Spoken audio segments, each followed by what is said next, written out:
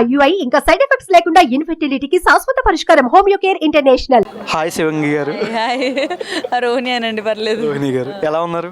Super. బయట ఎక్కడ చూసినా అంటే సోషల్ మీడియాలో మీరు ఆ గేమ్ ఆడిన దగ్గర నుంచి లెగ్ది ఎక్కడ చూసినా మాకంటూ ఒక ఇది వచ్చింది అంటే పర్సనాలిటీ బట్టి కూడా కాదు, గెలవాలనుకుంటే ఎట్లాగైనా చేయగలం అనేది చాలామందికి అనిపించింది. పబ్లిక్ ఆడియన్స్ అందరూ మీది బాగా సోషల్ మీడియా బాగా మీన్ చేశారు. అసలు మీరు ఎలా ఫీల్ అవుతున్నారు? ఎట్లా అనిపించింది గేమింగ్లో కానీ? చాలా దాకా ఇంజూర్స్ అని కూడా విన్నాము. ఎట్లాగా మిమ్మల్ని చాలామంది ఎగతాళి చేసినా సరే మీరు ఎట్లా అసలు ఆడగలిగారు? సో నాకు ఎప్పుడు బిగ్ బాస్ హౌస్లోని కాదు, బయట కూడా నాకు ఆల్మోస్ట్ 2 times సర్జరీ అయింది, నాట్ వన్స్. 2 times సర్జరీ అయినప్పుడు కూడా నేను చాలా స్ట్రాంగ్గా ఉంటా. ఏదేమైనా పర్లేదు, ఎవరేమనుకున్నా నేనేం చేస్తున్నాను ఇంపార్టెంట్. సో నాకు ఎక్కడ లేని కాన్ఫిడెన్స్ ఉంటుంది. ఓకే, ఇప్పుడు నా పర్సనాలిటీ నాకు అడ్డు కాదు, ఐ కెన్ డూ ఎనీథింగ్. ఒక్కటే ఎంటర్టైనింగ్ అదొక్కటే కాకుండా నేను నార్మల్ బయట కూడా, హౌస్లో కాకుండా బయట కూడా ఐ హ్యాండిల్ ఎవ్రీథింగ్. నేనే అన్నీ హ్యాండిల్ చేసుకుంటా.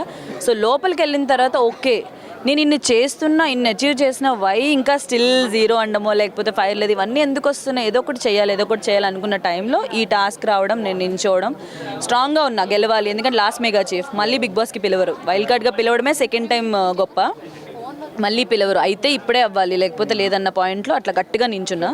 సో ఆ లోపల ఉన్న కాన్ఫిడెన్స్ అట్లా నించోబెట్టింది. అగ్రెసివ్ అని చెప్పలేం, I'm not at all aggressive. నేను ఏ సిచ్యువేషన్లో కూడా ఐఎమ్ నాట్ అగ్రెసివ్. సో అది ఏంటంటే లోపల ఉన్న విల్ పవర్ అంతే ఉండాలి, గట్టిగా ఫిక్స్ అయ్యాను. అంటే గ్రూపిజం, పృథ్వీ వీళ్ళందరూ గ్రూపిజంగా ఏమైనా ఆడుతున్నారని ఏమైనా అనిపించిందా? ఎన్ని గ్రూప్స్ ఉన్నాయి? గ్రూప్స్ అని ఏం చెప్పలేమండి. ఇప్పుడు మేము వెళ్ళక ముందు వరకు వాళ్ళంతా ఓజీ క్లాన్.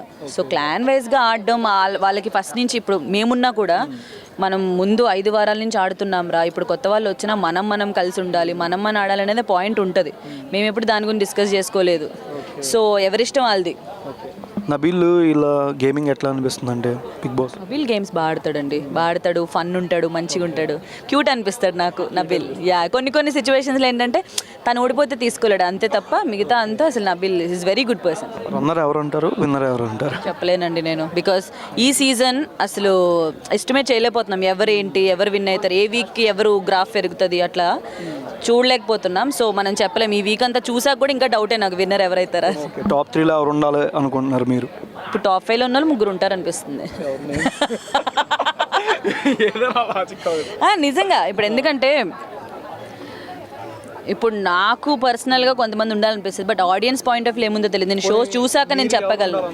నేను ఇప్పుడు అట్లా చెప్పలేను, బికాజ్ హౌస్లో చూసింది బయటకు వచ్చి నేను ఫేస్ చేస్తుంది అది డిఫరెంట్. కాబట్టి ఫుల్ వర్షన్ చూసిన వాళ్ళని అడిగితే బెస్ట్. నాకు ఏంటంటే హౌస్లో ఉన్నంత నా ఎదురుగా ఏమవుతుందో తెలుస్తుంది తప్ప వేరే కెమెరా దగ్గర ఏం నడుస్తుందో తెలియదు. So I can't judge.